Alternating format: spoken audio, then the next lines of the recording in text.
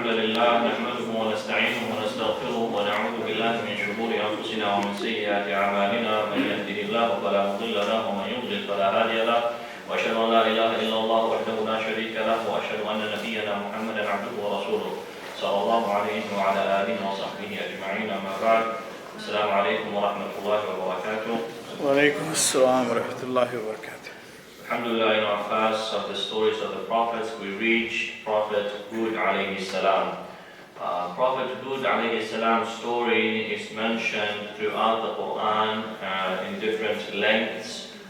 There's actually a whole chapter named after that prophet, Surah Hud, and that chapter talks about a lot more than just his story. And the scholars in Islam, they've also said that the chapter that is named Al-Ahqaf, one of the Hameems, this is in reference to the Ad, the tribe, the people that Hud alayhi salam was sent to.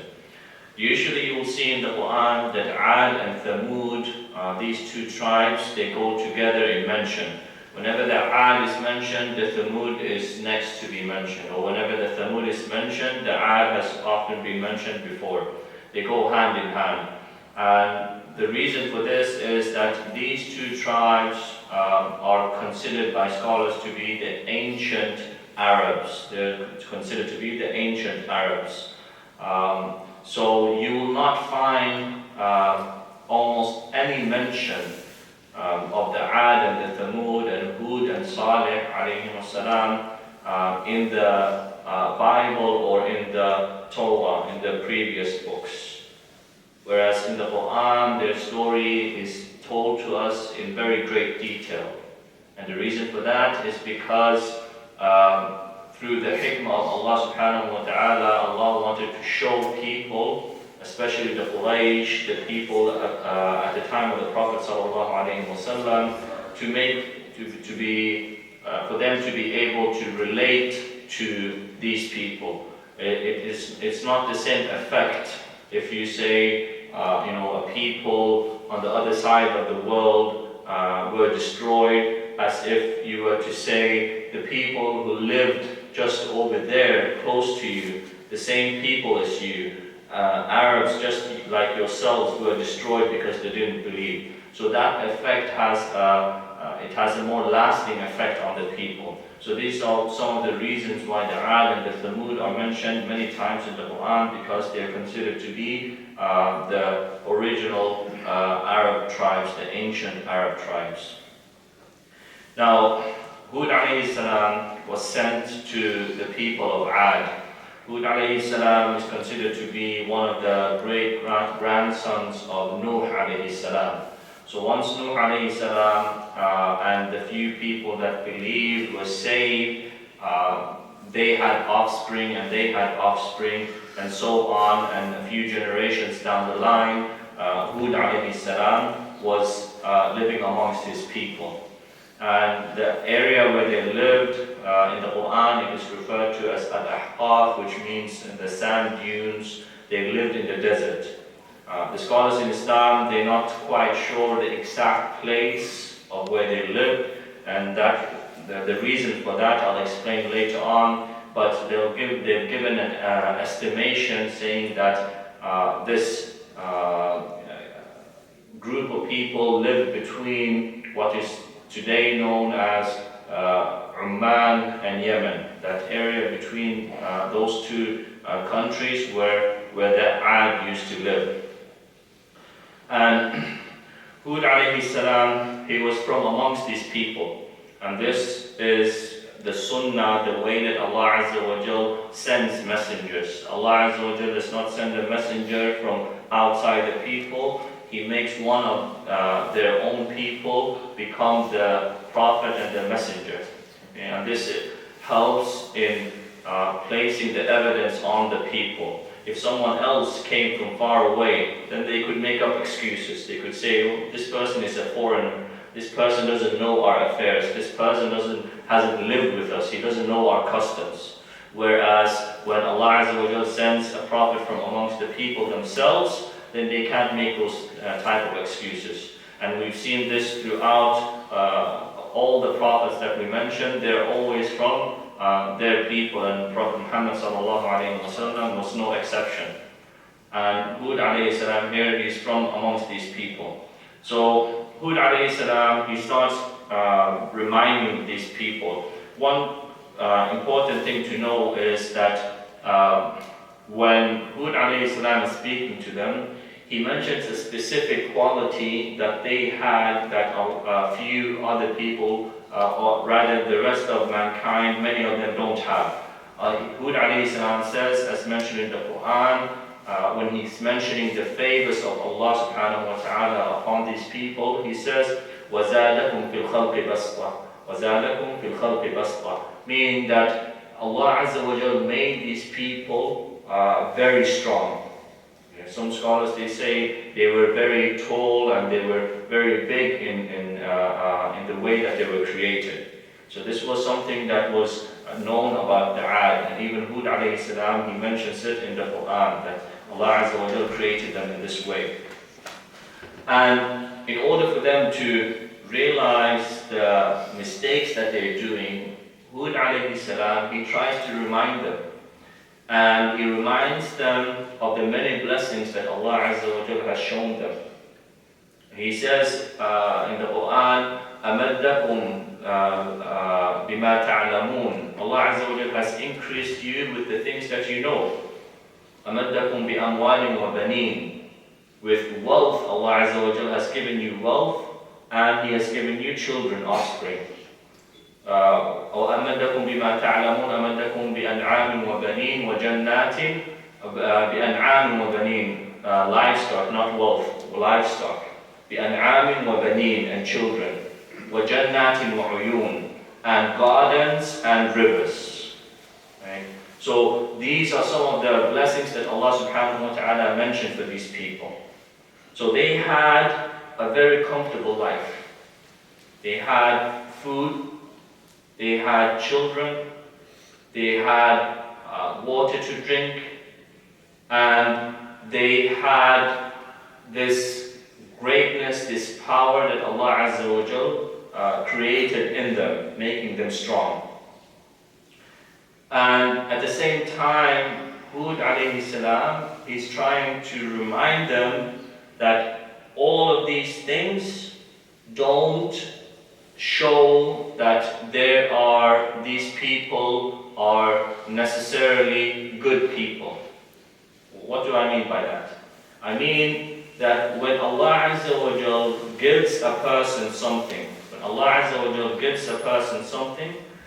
that giving is not an indication that this person is a good person. Allah Azza wa Jal gives things to both a Muslim and a Kafir. And the only people that use worldly things in order to try to show that they're special are the non-believers. So these type of people, they boast about the worldly possessions that they have.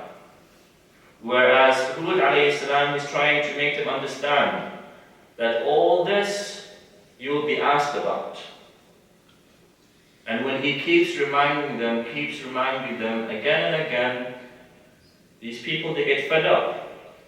Just like they got fed up with Nuh alayhi salam. And they start arguing with Hud alayhi salam. And they say to Hud alayhi salam, إِنَّا لَنَرَاكَ فِي سَفَاهَةٍ, we see you upon foolishness. وَإِنَّا لَنَظُنُّكَ مِنَ الْكَاذِبِينَ, and we think, or we assume, we think that you are from amongst the liars. So they're calling him a foolish person, and on top of that, they're accusing him of lying. And the only crime he's committed is that he's trying to call them towards that goodness, that straight path. And he doesn't let it go. He doesn't give up. He keeps reminding them again and again. Sometimes he uses harsh words, and sometimes he uses gentle words. When he's talking to them, he says, Ya qawmi. O my people. And he's reminding them about what happened to the past generations.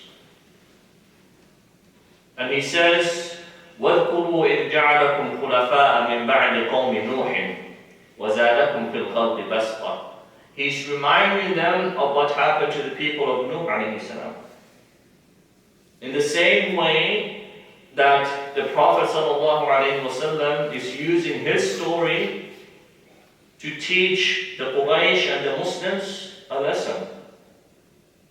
So subhanAllah, it's like looking into a mirror whilst that mirror is facing another mirror. Hud alayhi salam is warning his people, saying, if you don't shape up, if you don't believe in Allah and you stop this shirk that you're doing, you're going to fall into the same, you will face the same punishment as the people of Noah. And they keep arguing with Noah. They keep arguing with Hud alayhi salam. And they accuse him and they accuse him. One of the things that they accuse him for is, they say Hud alayhi salam is only preaching this message in order to get money.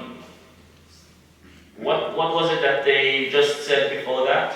They said he is foolish and he is a liar. Now they added to it. They said he's only doing all this because he wants money. And he makes it clear to them.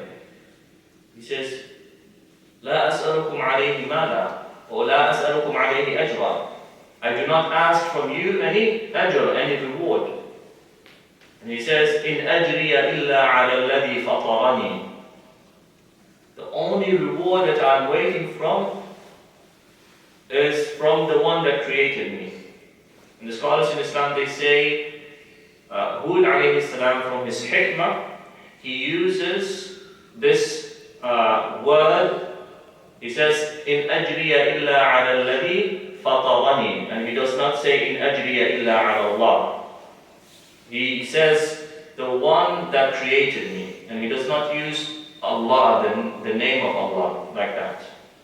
Some scholars in Islam, they said this is because if he was to use the name Allah, it would confuse the people there. He does use it in other places, but right there he did not want it to be misunderstood.